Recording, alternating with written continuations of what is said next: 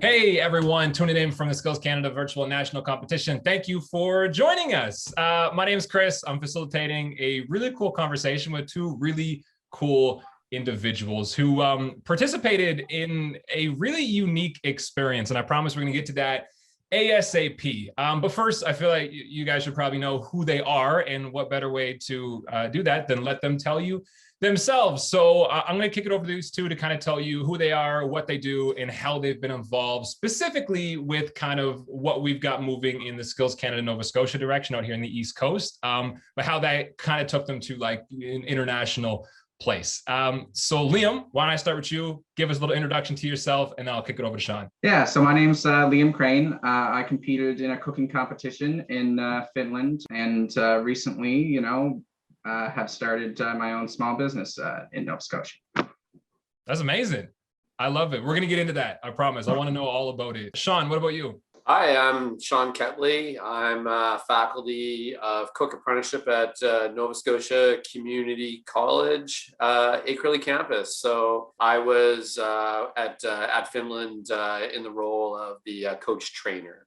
Perfect. To kind of like really kickstart like this conversation, I always like to ask this question to anybody who's competed in, I guess, really any event and any capacity. Before we get into like Finland specifically, we talk about what that competition was and what the experience was. Maybe I can just pose this to both of you. And Liam, I'll start with you.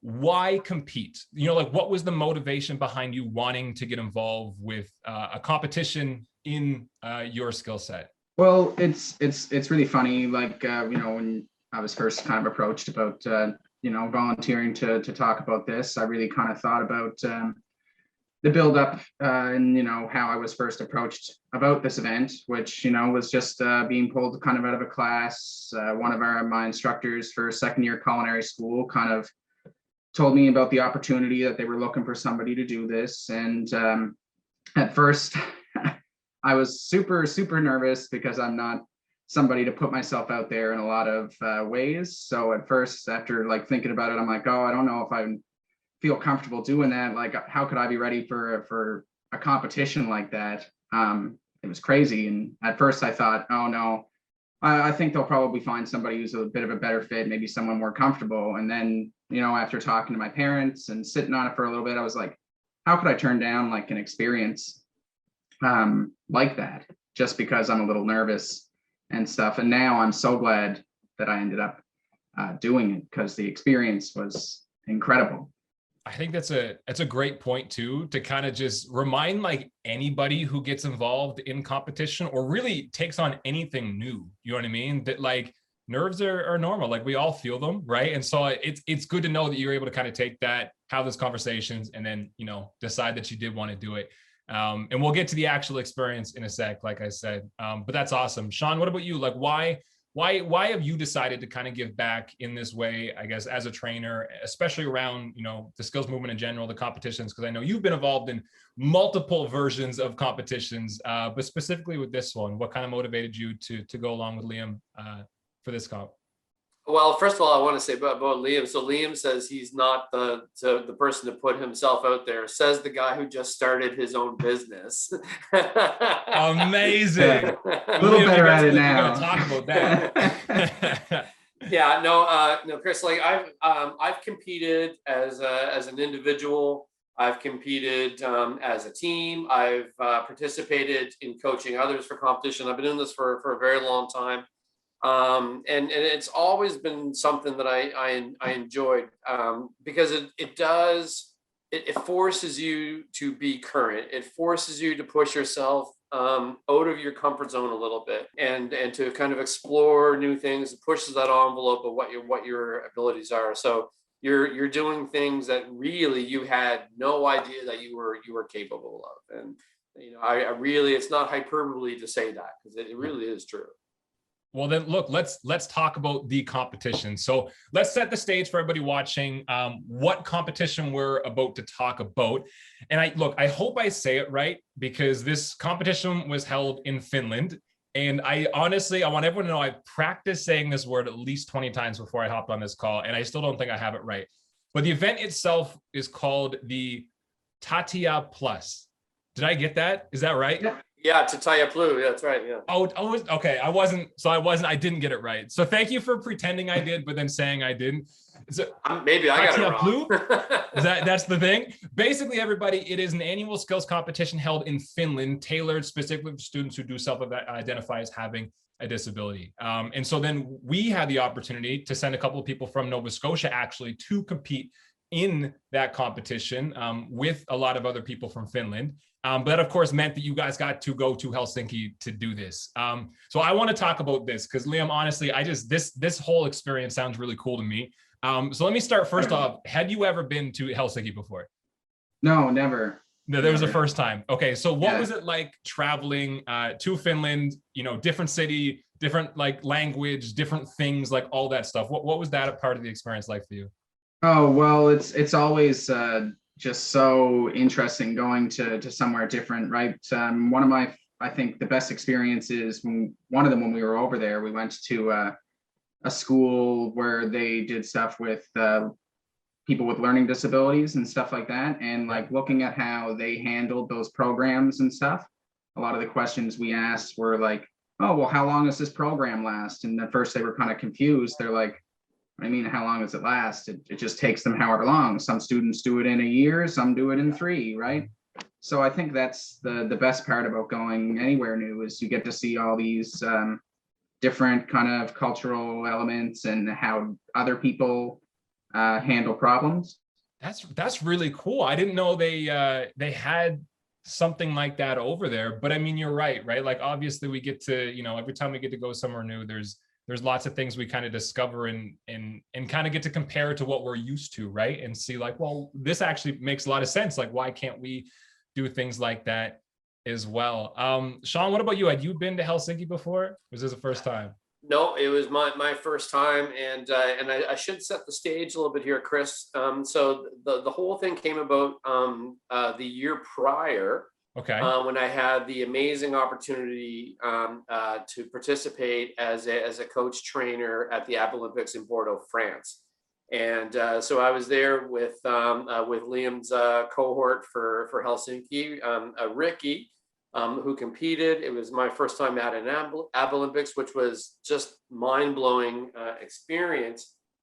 And through that, just through the connections through Robin Lorway, Skills Nova Scotia, and her colleagues in Finland, we actually got invited to come and participate at the Tataya Plu event in Helsinki, which was different because Bordeaux was single competitor, not unlike our national skills competition in that aspect.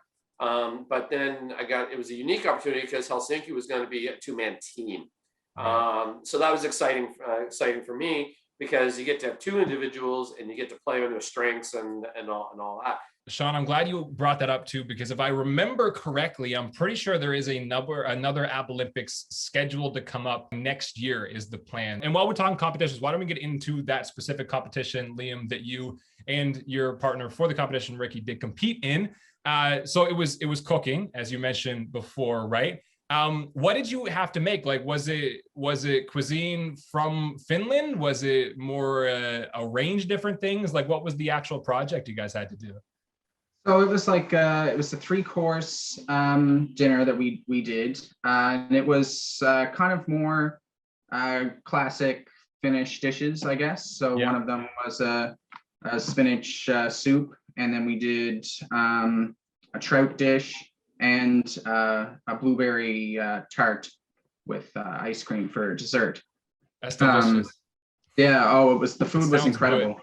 Yeah, but what was really interesting about the food kind of thing was we kind of did it our way, and you know, with Sean kind of helping put all that stuff together. And when we kind of got evaluated and got our feedback, they were like, oh, well, you know, this is such an interesting take because, you know, it's not normally how this stuff's done, right? So we got to get a little bit of some interesting feedback on, you know, us doing kind of more classic Finnish dishes, but not in classic ways, I guess. You got to add your own like flair onto it, right? Yeah. Did you, I guess, did you find it like challenging while you were there? Was it like, what was kind of the difficulty level? And was it multiple days? Was it one day? Was it? So the competition was over multiple days, but Yeah. our particular one was just one. The whole competition, the experience is very different than cooking, in a restaurant on a regular line, right? It's about these three things that you're putting up for the judges, and so it's a very different skill set in that sense. It's really fun to work on and do that stuff. I was very nervous kind of leading up to it, but then when we were there and doing the event, they played some songs, in the background of whatever, and you just get into it. Any memorable songs pop on? We talking like we got Miley Cyrus playing, we get like anything like really fun just coming through the speakers that like had you pumped up? Oh yeah, there was it was Coldplay, that one that comes on, references like Superman and Spider-Man and stuff like that. I can't remember the name of it for the life of me.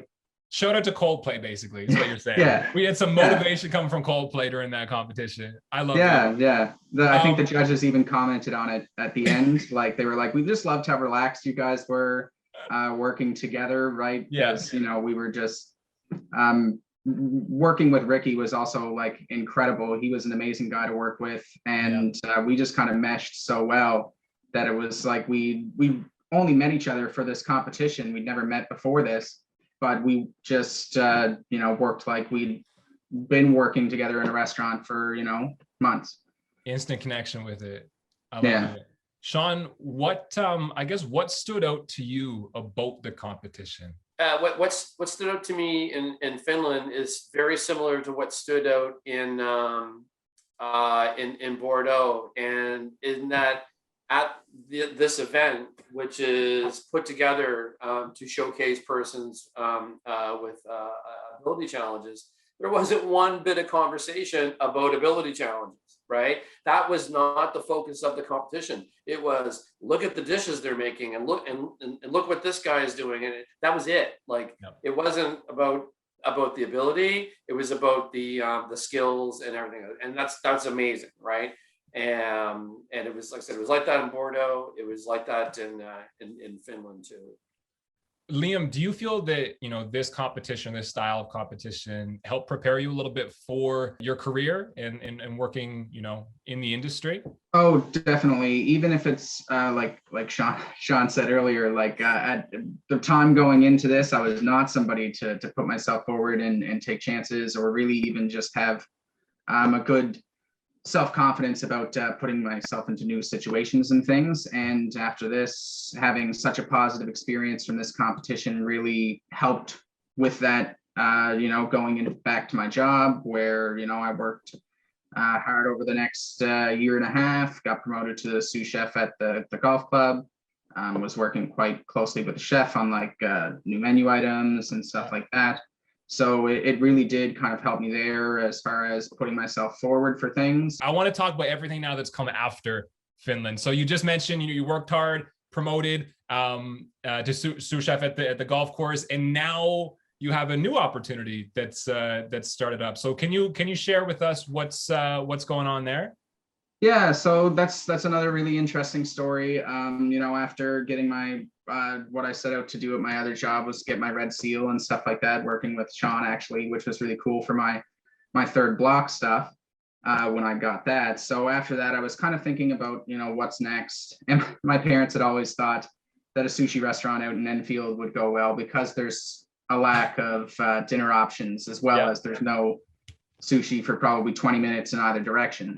That's can I just say that's heartbreaking. There should be sushi within 5 minutes of anybody at any time ever. Okay, continue. Sorry, I didn't mean to interrupt. Sushi's delicious. Oh no, no, I felt so too, right? So we kind of I was laid off a little bit in the winter with the second wave when that started up, and we had done a little post in the East Hants Wants to Know group saying, oh, we think we might do some pop-ups. We might try and rent a Legion Hall or something, and maybe just do like a dinner for two on like Valentine's Day or something for takeout sushi and stuff out there. See how that would go. Maybe do some pop-ups throughout the summer, save up some money, and then maybe aim to start it up next year or something like that when we can get everything a little more finalized. But that just, after we did that post, it was nonstop. It was crazy. We were getting messages every day from people being like, we would order weekly if you guys did this. How do we give you money? Basically, like, please come do this somewhere. And then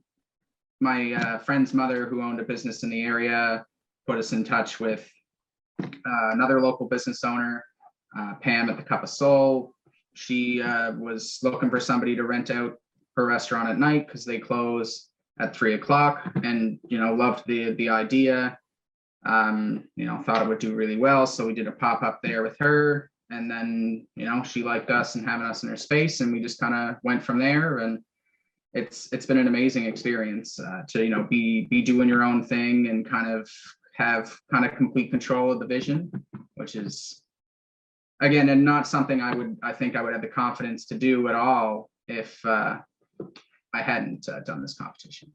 Look, Liam, like, sincerely, congratulations. Like, that's honestly so cool. Oh, awesome. And like, I love to hear these stories, no matter like where the origins come from, and especially from a skills world, knowing that, the competitions were part of your past and all that stuff too. But like, anytime I hear somebody, take that leap and make it into the entrepreneurship world, and especially doing something they care about, like, that's just such a huge a pat in the back. And obviously, I wish you so much luck with that like endeavor going forward too. And I'm hoping it really pops off, because like I said, look, if I'm ever even remotely near you, I'm coming through for sushi. Because, oh yeah, for sure. Good. I mean, the food, it's incredible. But I'm really happy for you too. Sean, I guess, did you want to maybe even comment on that too? I want to give you a chance, because I know you and Liam are close, and obviously working through that competition, you guys built a relationship too. But how do you feel kind of about the past couple of years Liam's been able to go through since working with him for this competition? Yeah, that's, there's nothing really I can add other than to echo what Liam has already said. When you see the growth that happens, when an individual, makes that evolution from a student, and now it's a competitor representing their country, and then it's, and then they're finishing off their training and achieving their seal, and now they're opening their own business. That's an amazing trajectory, right? And yeah, it's just building on whatever that came before. It's just wonderful to see. I love it. Guys, to start to wrap this up, I think over the past, especially few years, there's been a real movement to try to make sure that places, especially places of work and within the skilled trades and technologies, are inclusive of everybody, right? I think it's a real focus point, because I think as us as people, we're really trying to make sure we do better, and we want everybody to have the opportunity to succeed. And obviously, the competition you guys attended in Finland, right, was specifically designated to make sure that persons with disabilities had a way to compete and find themselves in the world of competition. And Liam, you mentioned they had a really cool mechanism even there when you visited Finland about helping people who may have obstacles in their way to make sure they had ways to find success. So Liam, maybe I could pose the question to you. In the past few years, and honestly, like, going back as far as you want, could be within the competition or the realms of work and stuff like that. Like, have you come across accessibility challenges, and like, have you found ways, or have there been people in your life that have kind of helped make it so things were more accessible for you in your career? Yeah, I've definitely experienced challenges as a person with both ADHD and dyslexia. ADHD has moments where it benefits in a kitchen environment, as far as being able to do multiple things, keep your focus bouncing on all the stuff you need to focus on. But then there's also times where you need to be very focused, like in a competition or something like that, and you just need to be concise and doing everything exactly the right way. So that's always been a bit of a struggle for me in the kitchen, with my medication and stuff like that I balance out with. That works really well for me. I've met quite a few great people that have really helped me with getting that skill set, Sean being one of them, and then my head chef at my golf course being another one, that have really kind of helped me get a better focus, slow down a little bit, really work on some stuff. I think, you're just looking to improve all the time and everything, you can do that quite easy. And Liam, you mentioned Sean too. And so Sean, maybe we could just wrap your conversation too with, when you do have classes or cohorts of apprentices that come through for their training, are there any ways in your classrooms that you're always trying to make sure that, options are accessible to, anybody who is maybe who learns in a different way per se? Absolutely. We're at the college, we're very mindful of barriers that can be put to education for anyone.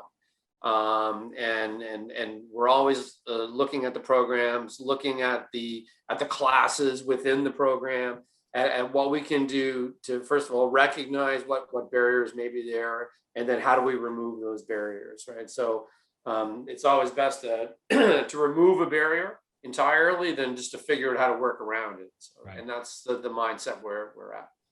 Perfect. Well, guys, look, I appreciate the conversation. Liam, I can't say enough, man. Congrats on the opportunity that you've kind of found for yourself this past year. And to both of you, I'm so happy I got to kind of learn a little bit more about your experience in Helsinki. I think it was a really unique opportunity. And Sean, I didn't actually even know that it came about because of the visit to ABLympics the year before. So I love how things kind of just fall in place like that. And you guys were able to have that opportunity.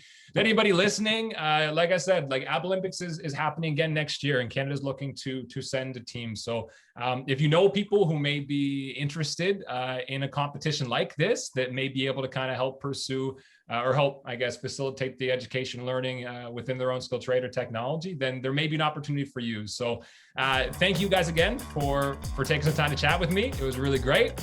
Thanks for having us, Chris. Thank you so much.